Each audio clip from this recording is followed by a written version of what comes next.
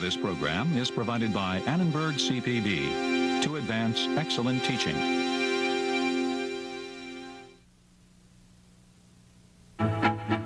After the Revolution, the awesome and thrilling task of creating a new system of government, some of the best minds of the day come together. They're drafting a new government in Philadelphia. It's done in secrecy, absolute secrecy. They have armed guards around there. Since they wanted to conduct debates in secret, they closed the windows. It was summertime, and they wore wool clothes.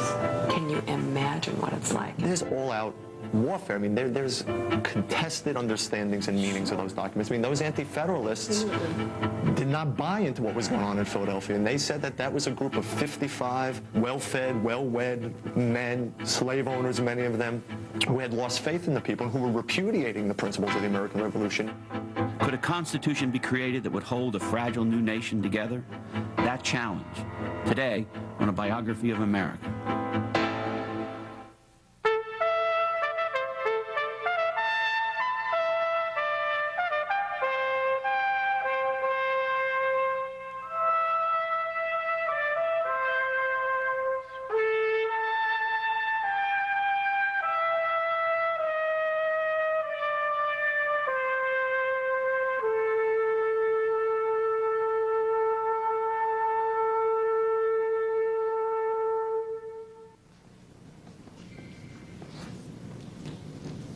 You and I, dear friend, have been sent into life at a time when the greatest lawgivers of antiquity would have wished to live. So John Adams wrote in 1776, when before, he asked, had 3 million people full power and a fair opportunity to form and establish the wisest and happiest government that human wisdom can contrive. The excitement of designing new governments for the American people attracted the best minds of the day, and what they did transformed a colonial rebellion into a world revolution. If the colonists had only secured their independence from Britain, Thomas Paine wrote in 1792, the revolution would have been a matter of little importance. But because independence brought, as Paine put it, a revolution in the principles and practice of governments, the American Revolution became a landmark event for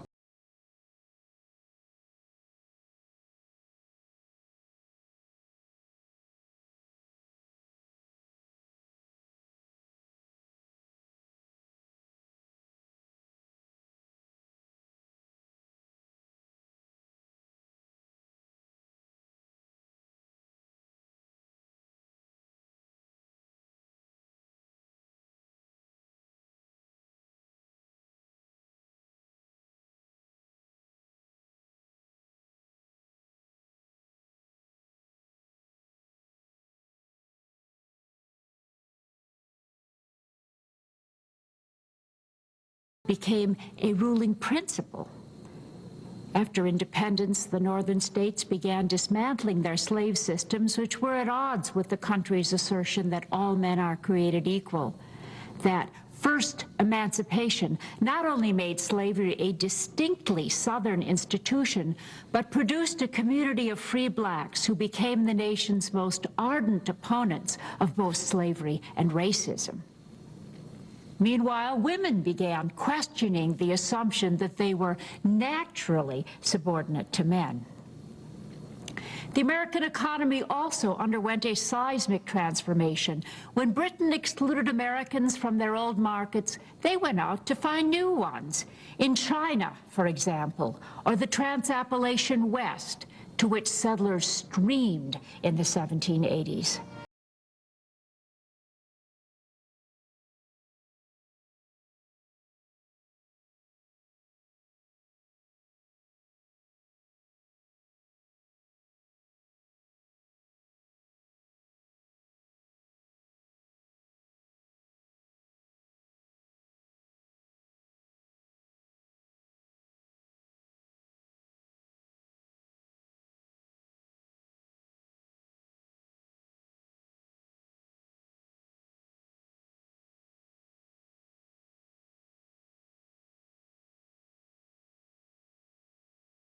Enterprise.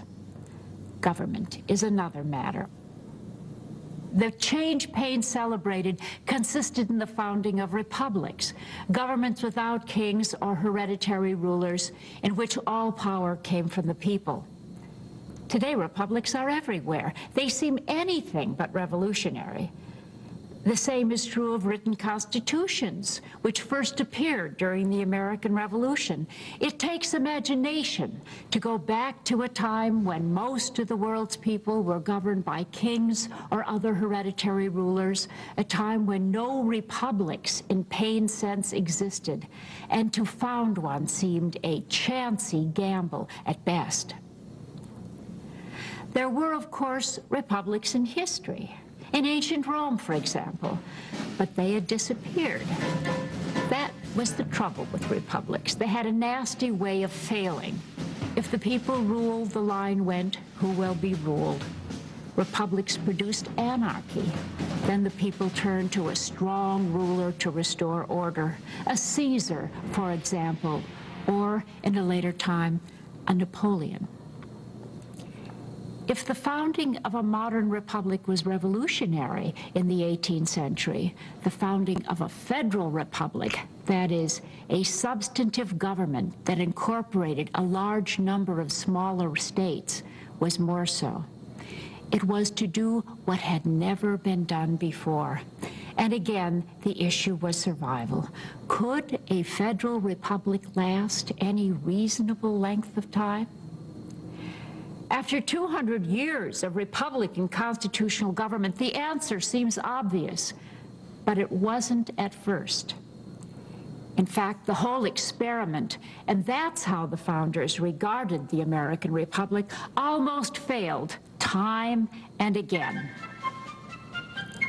How did the Republic begin? Almost inadvertently in the course of the independence movement. Under the revolution principles that the colonists honored, resistance to an established government had to involve the body of the people. As a result, all the resistance organizations, the Sons of Liberty, for example, and the non-importation associations, tried to build broad bases of support. That, in fact, was the genius of Boston Samuel Adams. He devised committees of correspondence that carried news of British actions to colonists in distant towns and drew them into the opposition movement. One colony after another followed his example. Gradually, these broad-based resistance organizations began exercising what were normally powers of government, keeping the peace, regulating trade, preventing price gouging when the supply of imports declined. After the war began, these ad hoc arrangements became insufficient. Early in 1776, both New Hampshire and South Carolina, whose royal governments had collapsed, established temporary new governments with written constitutions. They at first expected to go back to more conventional governments under the crown once the conflict with Britain was settled. But then something unexpected happened. Self-government turned out to be better than the royal government. What everyone dreaded as the greatest misery, they now unexpectedly find their greatest advantage. So wrote a group of South Carolinians only 2 months after their new government went into effect. Carolinians could choose their governors from capable men among themselves, men who, unlike the governors sent by the crown, knew the state well. Now 2 laws promoted the state's prosperity, not that of the mother country. Who would go back to crown rule when they had experienced a government, as the state's Chief Justice put it, in every respect preferable? What began in South Carolina and New Hampshire became universal after the Continental Congress called on the states to suppress every kind of authority under the British Crown and asked those states that hadn't already done so to adopt new governments, putting all the powers of government under the authority of the people. By the end of 1776, 10 states had new constitutions. In 1777, New York and Georgia joined the list. That left Massachusetts, which in 1780 finally adopted the last and what many regarded as the best of the first American state constitutions. Before long, some states began replacing their first constitutions, taking into consideration their experience and that of the other states. What were the most important developments worked out in those early state constitutions? First of all, balanced government. In the beginning, the states tended to center power in their elected legislatures. That made some sense. Before the Revolution, the only part of colonial government that was everywhere elected and so answerable to the people was the lower house of the legislature, or the assembly. So Americans naturally trusted the assemblies most. From the start, however, John Adams said it was dangerous to give unchecked power to legislatures because they could oppress the people every bit as much as governors or kings. Thomas Jefferson agreed. He criticized Virginia's Constitution of 1776 because it put all the powers of government, legislative, executive, and judiciary, in the legislature. That concentration of power, he said, was precisely the definition of despotic government. Gradually, the Constitution separated and balanced the branches of government, and constitutions themselves began to look different. The earliest, Virginia's and Pennsylvania's, for example, just listed their many provisions, one after another, in a continuous, numbered sequence. But the Massachusetts Constitution, which John Adams drafted, was divided into articles. The first was on the legislature, the second on the executive, and the third on the judiciary. Sound familiar? You might say it's just like the federal Constitution, except that the Massachusetts Constitution came first. The states also found a way of making constitutions different and more fundamental than ordinary laws. Elected legislatures adopted the earliest constitutions and then felt free to change or ignore them whenever they liked. How could the Americans create constitutions that even legislatures had to obey?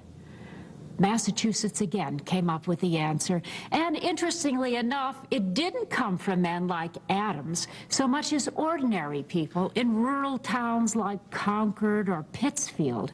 There, the Constitution was written not by the legislature, but by something new, a specially elected constitutional convention.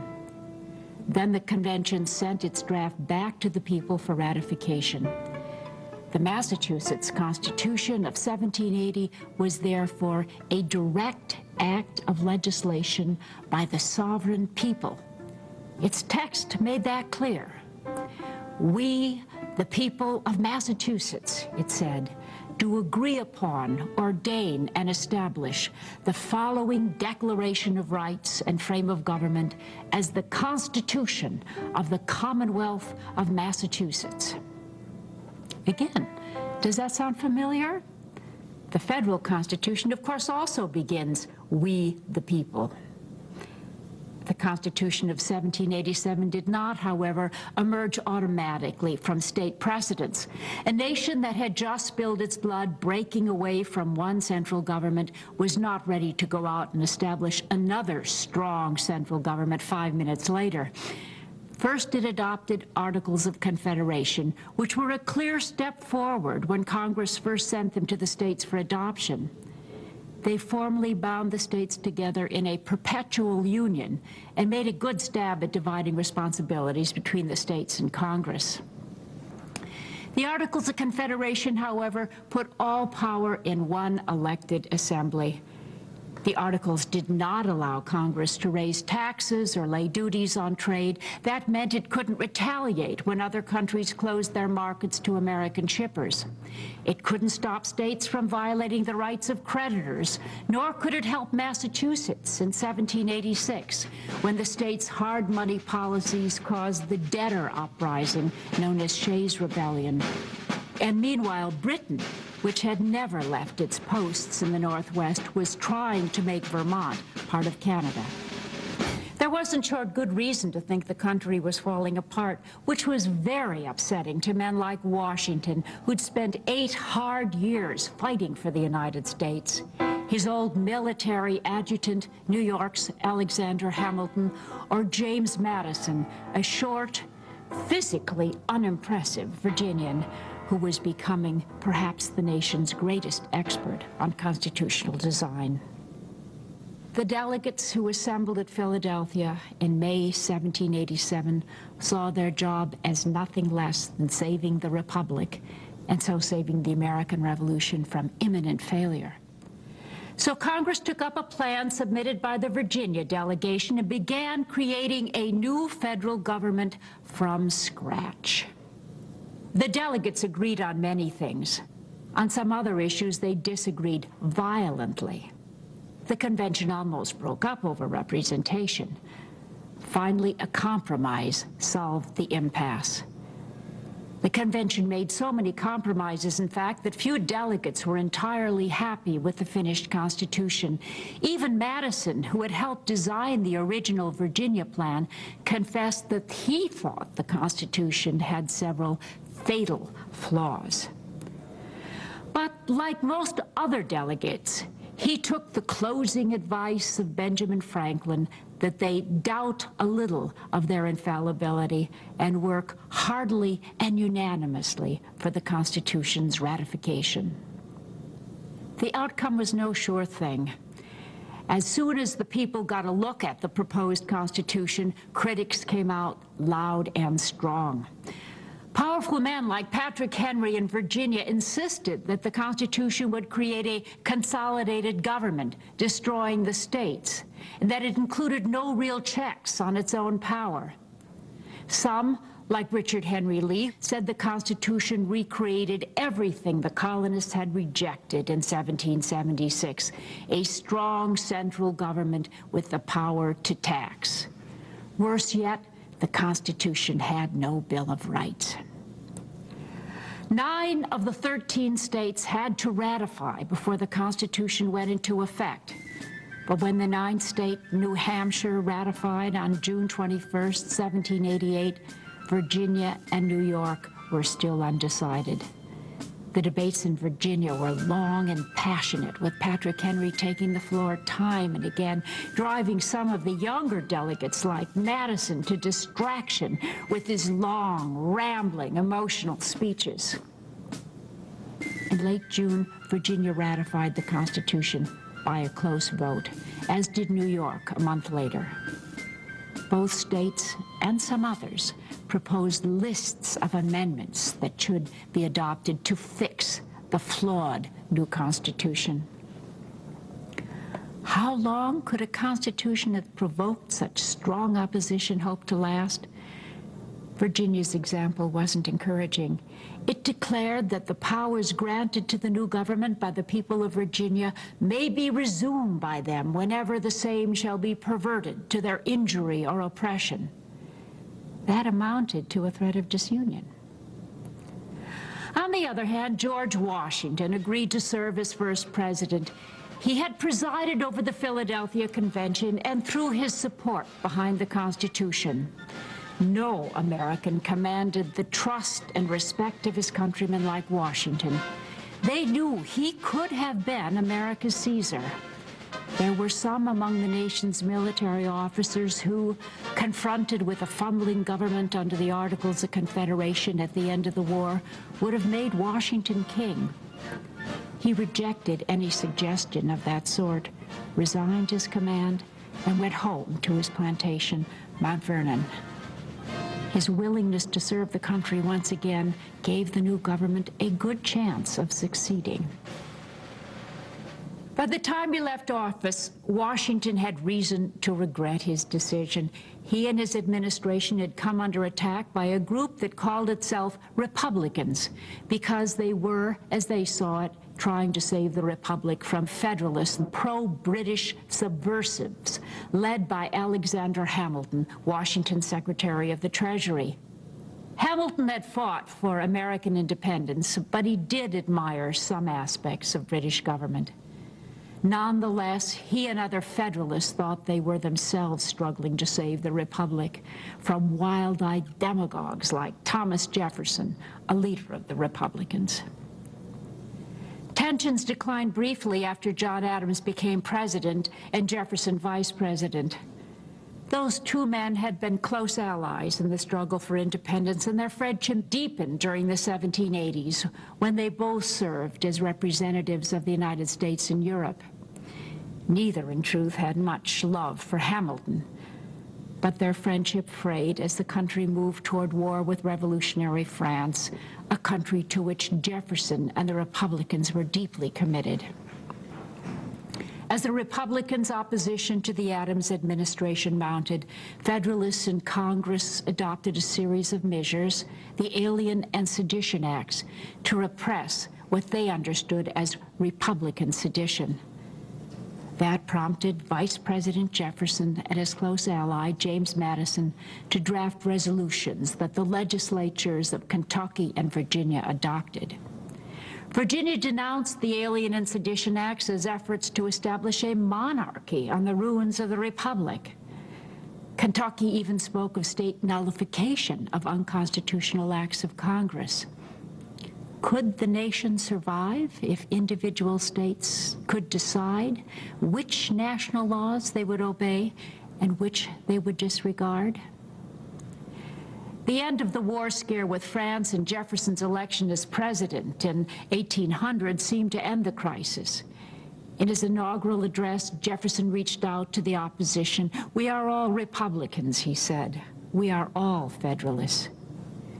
His fears for the nation declined until Jefferson's decision to purchase Louisiana led die-hard Federalists to call for New England's secession from the Union. Threats of secession surfaced again after 1819, when Missouri requested admission to the Union as a slave state, and a New York representative, James Talmadge, proposed that first the state must begin a program of emancipation. A compromise resolved the crisis, but not before Southerners threatened disunion and predicted seas of blood. Even Jefferson was pessimistic. If the problem of slavery emerged during the Missouri crisis as, in Jefferson's words, a fire bell in the night, it was not a problem that could be solved easily. On that, Jefferson and John Adams agreed. Those veterans of 1776 had renewed their friendship in 1812 and exchanged letters with each other through the rest of their lives. They lived to see a great resurgence of nationalism after 1815. By then, the Declaration of Independence had become for many a revered and even sacred document. Its importance, however, lay increasingly in its second paragraph, not the last one with its announcement that the colonies had become free and independent states. Independence, after all, was by then almost a half-century old. Neither the federal Constitution nor the Bill of Rights said anything about equality or men's unalienable rights to life, liberty, and the pursuit of happiness.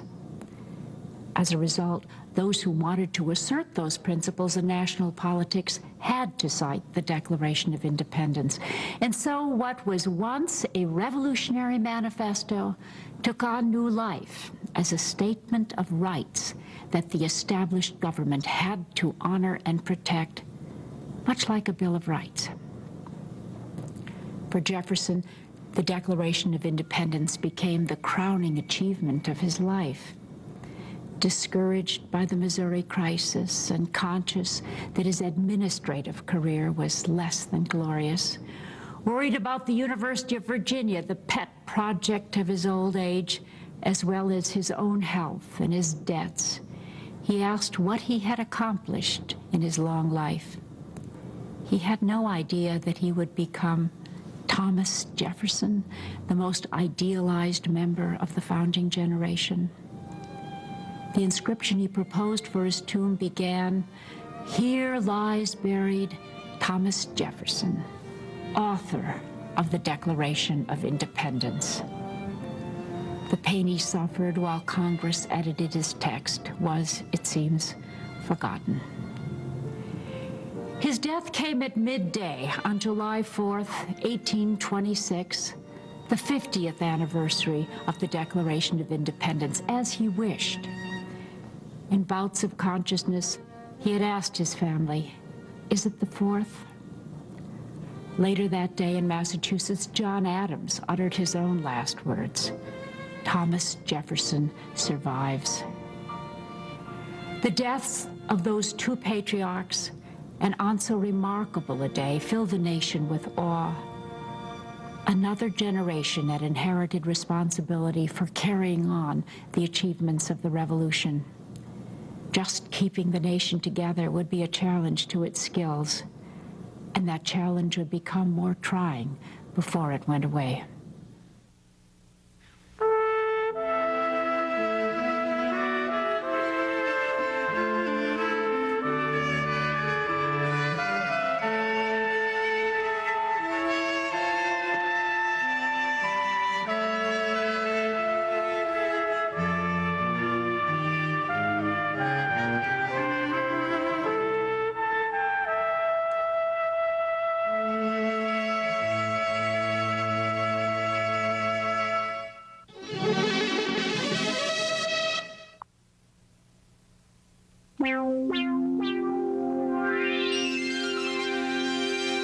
Funding for this program is provided by Annenberg CPB to advance excellent teaching.